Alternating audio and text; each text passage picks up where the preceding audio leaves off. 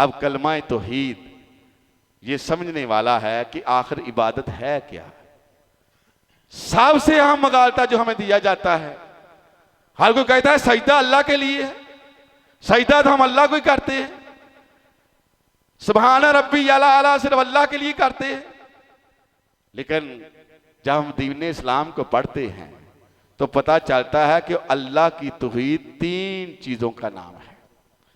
पहली चीज तौहीद रबूबियत, कि हर मुसलमान को पता होना चाहिए कि अल्लाह रब्बुल इज्जत की जात हर चीज की खालक है, हर चीज की मालिक है, हर एक को रोजी देने वाला, नफे नुकसान का मालिक सिर्फ एक अल्लाह है।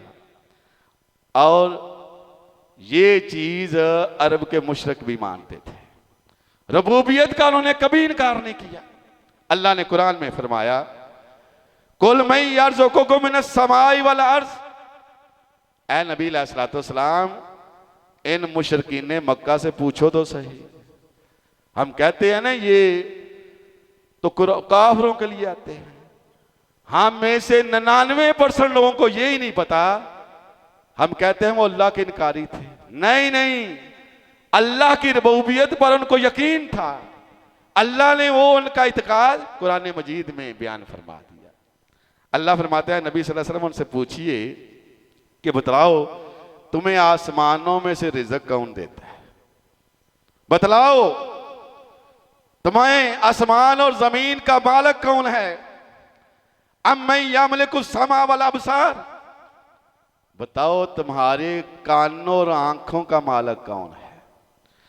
वमै युखरिजुल हय्य मिनल मय्यित व युखरिजुल मय्यित मिनल हय्य, इनसे जरा पूछो जिंदा से मुर्दा कौन निकालता है, मुर्दा से जिंदा कौन निकालता है।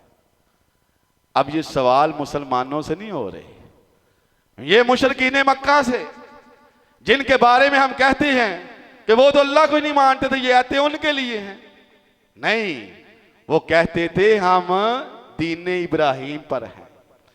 अल्लाह ने फरमाया नबी सल्लल्लाहु अलैहि वसल्लम को पूछिए, तो अल्लाह फरमाते हैं जब तुम उनसे पूछोगे ना फसयकूलून अल्लाह, वो कहेंगे आसमान से रोजियां देने वाला, जमीनों आसमान का मालिक, कानों और आंखों का मालिक, जिंदा से मुर्दा निकालने वाला, मुर्दे से जिंदा निकालने वाला एक अल्लाह है। ये उनका इत्काद था।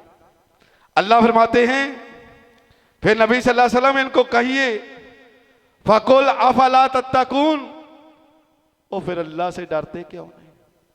फिर अल्लाह के अलावा जो इतने मबूद बनाए हुए हैं अपने नफे नुकसान के मालिक, और अगर हर चीज का मालिक अल्लाह है तो इनको क्यों बनाया हुआ है। अल्लाह ने फरमाया नबी सल्लल्लाहु अलैहि वसल्लम इनको जरा पूछो कुल्ल मनिल अर्ज़ व मन फीहा इन कुंतुम तालमून, इनसे जरा पूछो बतलाओ ये जो जमीन है और जमीनों आसमान के अंदर जो कुछ भी है, इस जमीन पर जो कुछ भी है बतलाओ किसका ये। अल्लाह फरमाते हैं सयकूलून लिल्लाह, पुकार उठेंगे ये सब का सारा अल्लाह का। अल्लाह देखे कैसे दिला रहे हैं। हम मुसलमान आपस में लड़ रहे हैं, अल्लाह की कसम कुरान से दिलाए थे। अब देखें कायनात की कोई भी जो जानदार चीज है, इंसानों में कोई भी फिरका है दुनिया का, वो इस बात का इनकारी नहीं कि अल्लाह के अलावा किसी ने कोई चीज बनाई है। अल्लाह ने दलाइल ही ऐसे दिए, जाओ इन दलाइल को किसी पैगंबर पर भी नस्ब करो, किसी वली पर करो, किसी बुजुर्ग पर करो, किसी बड़े से बड़ी हस्ती पर करो, तुम्हें आगे से नफी का जवाब आएगा कि अल्लाह के अलावा इन चीजों का कोई मालिक नहीं।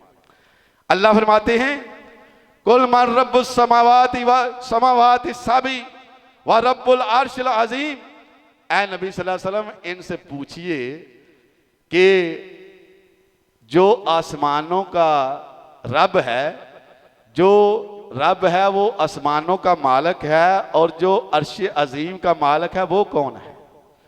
आसमानों का रब कौन है, अर्श अजीम का मालिक कौन है। अल्लाह फरमाते हैं सयकूलून लिल्लाह, क्या उठेंगे थे आसमानों का रब भी अल्लाह है और अर्श अजीम का रब भी अल्लाह है। तो अल्लाह फरमाते हैं कुल ए नबी सल्लल्लाहु अलैहि वसल्लम इनको कह दीजिए अफला तत्तकून, फिर डरते क्यों नहीं। और 360 बुत जो नस्ब किए हुए हैं, अगर सब कुछ अल्लाह का ही है, मानते भी हो, इनकी इबादत फिर क्यों, फिर एक अल्लाह की इबादत क्यों नहीं करते। ए नबी अलैहिस्सलाम इनसे पूछे कुल मिन बियदिही मलकूतु कुल्ला शैइन व हुवा यजीरु वला युजारु अलैहि।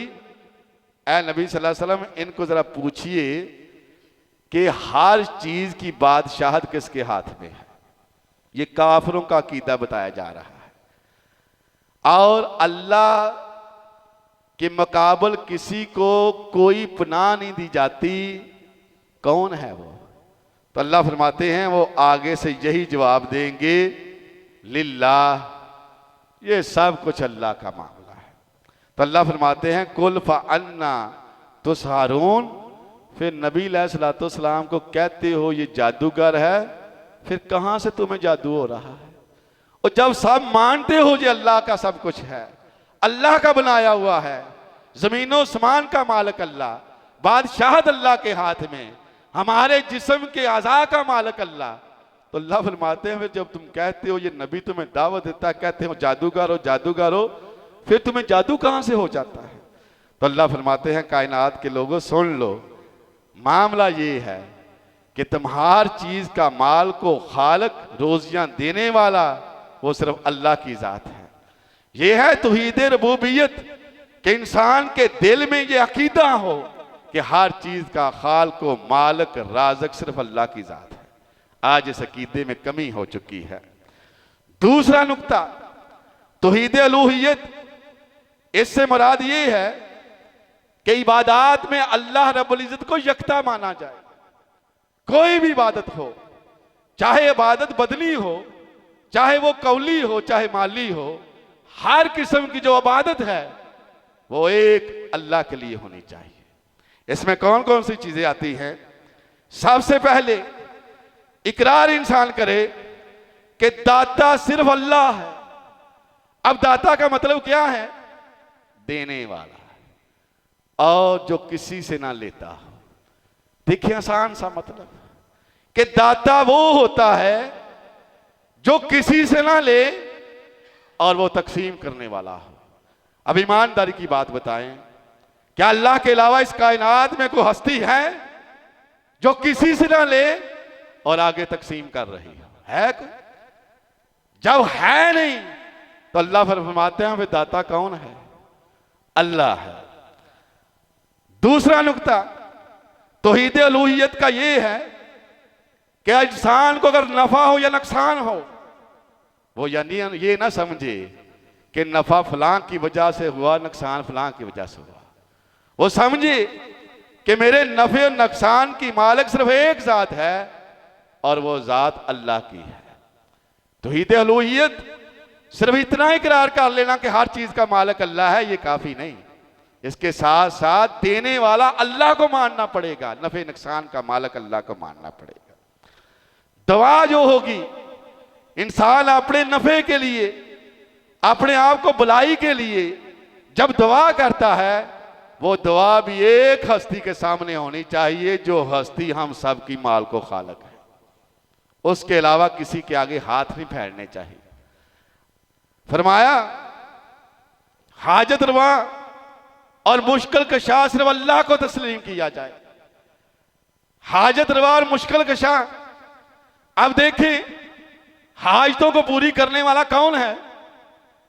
पिछले जुमातुल मुबारक के खुतबे में यह बतलाया था कि अल्लाह ही सबसे बड़ी हस्ती है, हर चीज का मालिक अल्लाह है। और मुशरिकीन मक्का ने भी यह कबूल कर लिया कि अल्लाह ही हर चीज का मालिक है। अल्लाह फरमाते हैं जब हर चीज का मालिक मैं हूं तो हाजतें भी मेरे सामने रखो ना। अल्लाह फरमाते हैं जब हाजतें मांगने का वक्त आता है फिर औरों के दर पे क्यों जाते हैं? हाजत रवा मुझे समझो और मुश्किल कशा भी मुझे समझो। अब हम क्या कहते हैं? फला मुश्किल कशा, फला मुश्किल कशा। मुश्किल कशा वो होता है जिस पर दुनिया में कभी मुश्किल ना आई हो, जिस पर कभी मुश्किल ना आई हो, और वो लोगों की मुश्किलों को दूर करे। अब ईमानदारी से बतलाएं, बगैर किसी मसलक को सामने रखते हुए, कि इस कायनात में कोई ऐसी हस्ती है जिस पर मुश्किल ना आई हो। हमारे प्यारे नबी अलैहिस्सलाम इस कायनात में अल्लाह के बाद सबसे मुअज़्ज़ज़ तरीन हस्ती, सबसे मुअज़्ज़ज़ तरीन हस्ती। और हम खुतबा में बार बार सुनते हैं कि आप अलैहिस्सलाम पर बड़ी तकलीफें आई, कोई आपको पत्थर मारता, कई कई दिन आप अलैहिस्सलाम खाना नहीं खाते थे, गुर्बत का आलम यह था, जंगें हुई, तकलीफात पहुंची, तो अल्लाह फरमाते हैं लोगों, उस नबी ने तो बताया था कि मुश्किल कशा मुझे समझो, अल्लाह को समझो, तुमने किन को शुरू कर दिया। अब देखिए इसमें किसी फिरके का कोई लेना देना तो है नहीं। अल्लाह फरमाते हैं हाजत रवा भी मैं हूं, मुश्किल कशा भी मैं हूं। और तौहीद उलूहियत का मतलब यह है कि उसी को हाजत रवा और मुश्किल कशा माना जाए, और डर और खौफ सिर्फ इस दिल में अल्लाह का हो, और तवक्कल भरोसा सिर्फ अल्लाह पर हो, और नजर भी मानने तो अल्लाह के लिए मानने, और जब कभी कुर्बानी देने का मसला हो तो कुर्बानी भी सिर्फ अल्लाह के लिए हो। ये है तौहीद उलूहियत। अब अल्लाह रब्बुल इज्जत ने कुरान मजीद में किस तरह फरमाया, फरमाया है नबी अलैहिस्सलाम कुल, इनको फरमा दीजिए। अल्लाह क्या फरमाऊं, फरमाया इन्न सलाती, इन लोगों को बता दीजिए कि मेरी नमाज, मेरी जितनी भी बदनी बातें हैं। अब नमाज में क्या है, इंसान हाथ बांध के खड़ा होता है। हाथ बांध के खड़ा होना अल्लाह के शान शियान है कि उसके सामने हाथ बांध के खड़ा हो जाए। ये हाथ बांध के खड़ा होना सिर्फ उसी वक्त जायज है जब अल्लाह के हुजूर खड़ा हुआ जाए। अल्लाह के अलावा किसी के भी सामने, चाहे दुनिया का जितना बड़े से बड़े बादशाह हो, बड़े से बड़ा वली हो, किसी और के सामने हाथ बांध कर खड़ा होना जायज नहीं। रुकू की हालत जो है, रुकू की हालत जैसी हालत बनाना अल्लाह के अलावा किसी के लिए जायज नहीं। हम तो सिर्फ ये कहते हैं ना सजदा करना जायज नहीं। नमाज की हर वो हालत जिसमें इंसान अल्लाह को राजी करने के लिए नमाज का वो रुकन अदा करता है, वो अल्लाह के लिए किसी के लिए भी जायज नहीं। तो नबी अलैहिस्सलाम को अल्लाह ने फरमाया कि उनको बता दीजिए कि इन्ना सलाती, बेशक मेरी नमाज, व नोसों की, और मेरी कुर्बानी, मेरी नजरों न्याज, मेरी जितनी नजरों न्याज होंगी, वह महयाया, मेरी जिंदगी का एक एक पल और लम्हा, वह मिमाती, मैं अपनी जिंदगी को मुश्किल में डालने वाला, मौत की तरफ जाने वाला, मेरा मरना किसके लिए होगा, लिल्लाहि रब्बिल आलमीन, उस अल्लाह के लिए जो तमाम जहानों को पाल रहा है। अल्लाह ने यहां ये अल्फाज बता दिए, और या तो मानो ना तो अल्लाह के अलावा कोई रोजियां पैदा कर सकता है, अल्लाह के अलावा कोई मुश्किलें दूर कर सकता है, तो फिर तो ठीक है, उसके लिए करो। और जब तुम खुद कहते हो कि अल्लाह ही हर चीज का मालिक है, हर चीज उसने पैदा की है, तो अल्लाह फरमाते हैं फिर अक्ल से काम। तो अल्लाह रब्बुल इज्जत ने कुरान मजीद में इरशाद फरमाया कि मोमिन मुसलमान वो है जो अल्लाह रब्बुल इज्जत को अपने नफे नुकसान का मालिक समझे, उसी पर तवक्कल करे, हाजत रवा भी उसे समझे, मुश्किल कशा भी उसे समझे, और अपनी नमाजें, अपने नजरो न्याज, अपना जीना मरना सिर्फ अल्लाह के लिए।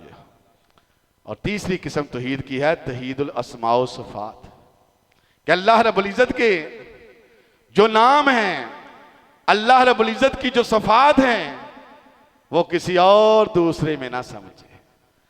मसलन अल्लाह रब्बुल इज्जत आलमुल गैब है, आलमुल गैब अल्लाह के अलावा किसी को समझना ये जायज नहीं। तो जब हम कुरान और हदीस पढ़ते हैं तो अल्लाह रब्बुल इज्जत के नामों के साथ, अल्लाह रब्बुल इज्जत की सिफात के साथ जो चीजें जुड़ी हुई हैं, वो सिर्फ एक अल्लाह के लिए इंसान माने, किसी और के लिए ना माने। और अल्लाह रब्बुल इज़्ज़त ने कुरान मजीद में फरमाया लईसा कमिस्लिही शैउन, और लोगों अल्लाह के जैसा कोई भी नहीं।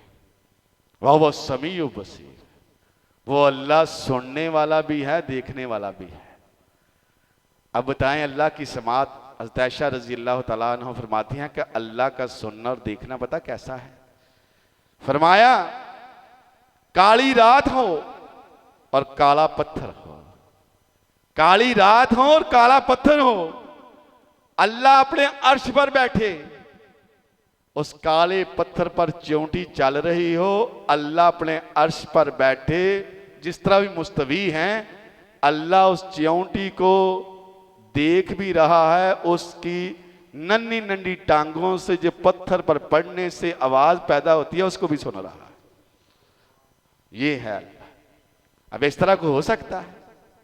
तो अल्लाह के रसूल सल्लल्लाहु अलैहि वसल्लम ने फरमाया लोगों ला इलाहा इल्लल्लाह पर यकीन रखने वाला, इसका अकीदा बनाने वाला, इतनी बड़ी नेकी है, इतनी बड़ी नेकी है कि जो अल्लाह के अलावा किसी की इबादत ना करे, अल्लाह के अलावा किसी के नजरों न्याज ना दे, अल्लाह के अलावा किसी के नाम पर जानवर ज़बह ना करे, अल्लाह के नाम के अलावा किसी के लिए भी वो न्याज़ें पका ना चढ़ाए, और अल्लाह पर तवक्कल करे, नफ़े नुकसान का मालिक उसे समझे, उसी पर भरोसा करे, और उसकी नमाज नजर न्याज जीना मरना अल्लाह के लिए हो। इतना बड़ा अजर है, इतना बड़ा अजर है कि अल्लाह रब्बुल इज़्ज़त क़यामत वाले दिन एक आदमी को बुलाएंगे। अब उस आदमी के खाते में इतने गुनाह होंगे, इतने गुनाह होंगे कि 99 रजिस्टर बड़े हुए होंगे बदियों के साथ।